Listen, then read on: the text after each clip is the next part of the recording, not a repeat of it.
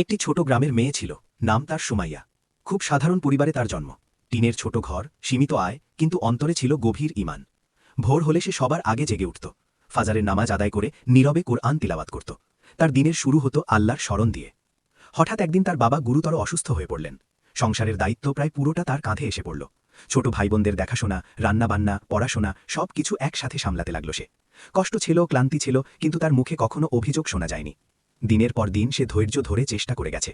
গভীর রাতে সবাই ঘুমিয়ে গেলে সে চুপচাপ আল্লাহর কাছে দোয়া করত। তার হৃদয়ে ছিল দৃঢ় বিশ্বাস, আল্লাহ কখনো তার বান্দাকে নিরাশ করেন না।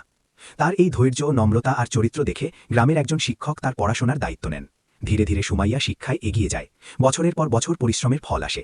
একসময় সে শিক্ষিত হয়ে নিজ গ্রামেই একটি ছোট মাদ্রাসা চালু করে, যেখানে সে মেয়েদের শুধু বইয়ের জ্ঞান নয়, ঈমান ও আখলাকের শিক্ষাও দিতে শুরু করে।